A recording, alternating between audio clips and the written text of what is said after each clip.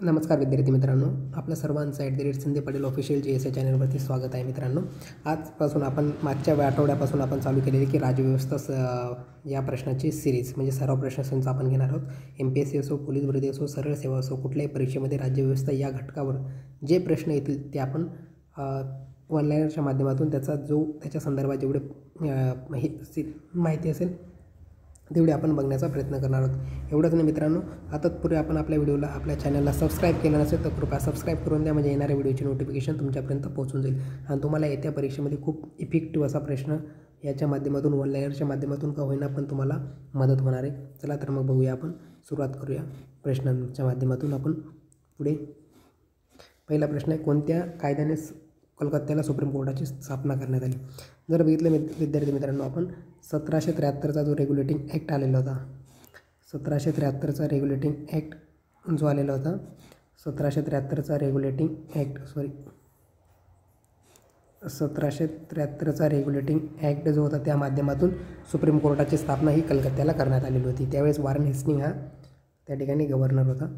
त्या पद्धतीने आपण बघू शकतो. ग्रामपंचायतमध्ये किती सदस्य संख्या असते? जर बघितलं मित्रांनो, आपण ग्रामपंचायतीमध्ये 7 ते 17 ही सदस्य संख्या असू शकते. कमीत कमी 7 पाहिजे आणि जास्तीत जास्त आपण 17 ठेवू शकतो.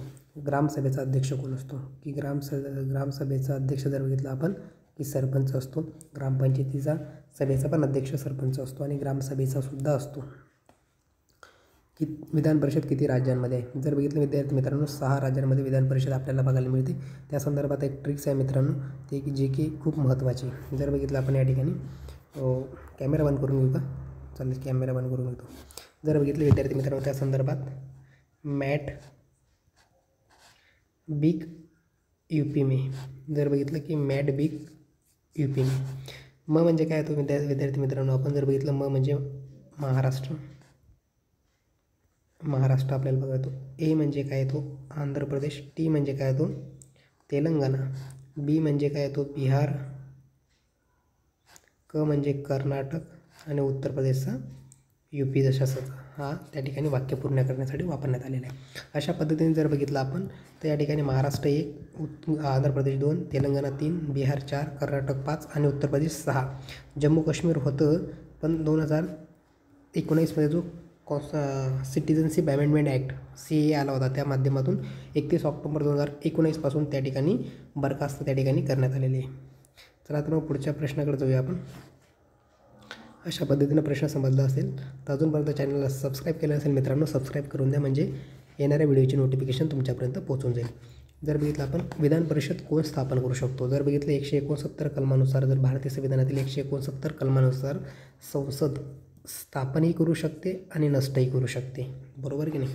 म्हणजे त्याचा सर्व अधिकार कोणाजवळ आहे? संसदेजवळ. म्हणजे भारताची जी संसद आहे, संसदेजवळ आपण बघायला मिळतो. कलम 79मध्ये संसदेची स्थापना म्हणजे भारतासाठी संसद असणार आहे. सरन्यायाधीशाला शपथ कोण देतं? भारताचे राष्ट्रपती प्रेसिडेंट महोदय आपल्याला शपथ देत असतात सरन्यायाधीशाला. सुप्रीम कोर्टाचे मुख्यालय कोणत्या ठिकाणी आहे? जर बघितलं की सुप्रीम कोर्टाचं मुख्यालय कुठे असणार आहे? दिल्लीजवळ आपल्याला बघायला मिळते. अशा पद्धतीने जर बघितलं आपण सुप्रीम कोर्टाचं मुख्यालय, सुप्रीम कोर्टाचे पहिले भारतीय सरन्यायाधीश जर बघितलं, सुप्रीम कोर्टाचे जर 73नुसार जर बघितलं पहिले कोण होतं? Eliza Impey. या ठिकाणी एलिझा इम्पे बघायला मिळतात. पण स्वतंत्र भारताचे विचारलं तर हिरालाल जे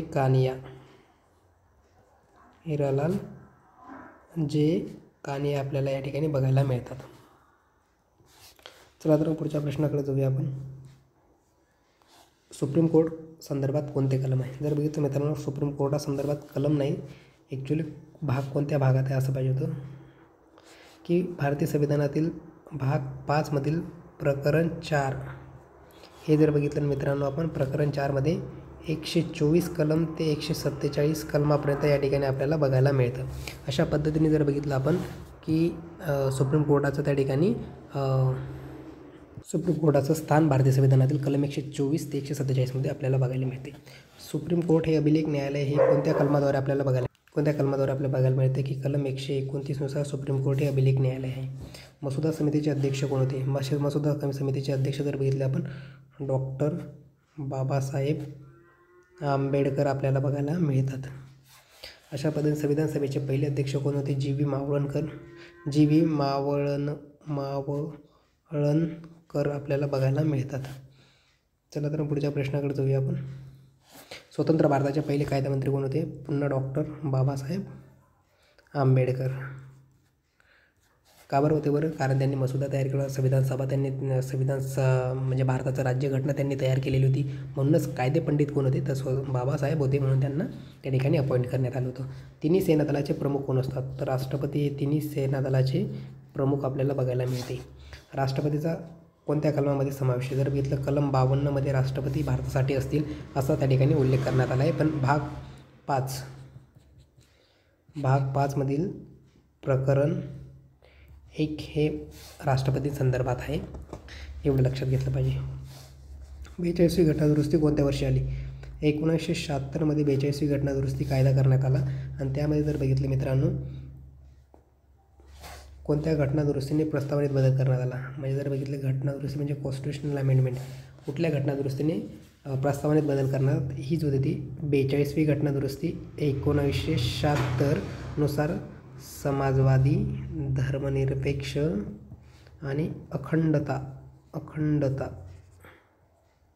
अखंडता या 3 शब्दांचा समावेश करण्यात आला आहे. आणि भारतीय संविधानातील प्रस्तावनेमध्ये आतापर्यंत केलेला एकमेव बदल म्हणजे 42वी घटनादुरुस्ती 1976. त्याच्यानंतर जर बघितलं मित्रांनो आपण की भारतीय संविधानात किती कलमांचा समावेश आहे, जर बघितलं आपण की शेवटचा कलम आजही 395च आहे. पण जर बघितलं की टोटल कलम जर विचारले 465 आपल्याला बघायला मिळतात. किती? 465 कलम आपल्याला बघायला मिळतात. भारतीय संविधानातील भाग 3 कशा संदर्भात आहे? भाग 3 जर बघितलं की फंडामेंटल राईट्स म्हणजे मूलभूत अधिकार या संदर्भात आहे. कलम 12 ते कलम 35 यामध्ये मूलभूत अधिकारांचा समावेश करण्यात आलेला आहे. मूलभूत अधिकार माणसाचं जीवन जगत असताना खूप महत्त्वाचे रोल अदा करतात. त्यामुळे भारतीय संविधानातील भाग 3 हा मूलभूत अधिकार या संदर्भात समाविष्ट करण्यात आला आहे. संविधान कधी स्वीकृत करण्यात आले? भारतीय संविधान कधी या ठिकाणी स्वीकृत करण्यात आले? जर बघितलं आपण 26 नोव्हेंबर 1949ला भारतीय संविधान हे स्वीकृत करण्यात आले आणि अंमलबजावणी 26 जानेवारी 1950 पासून करण्यात आलेली आहे. अशाच पद्धतीने 20 प्रश्न आपले झालेले आहेत. आवडले असतील तर चॅनलला लाईक, शेअर आणि तुमच्या मित्राला पाठवायला विसरू नका. आणि चॅनलला सबस्क्राईब करणार ना मित्रांनो. थँक्यू.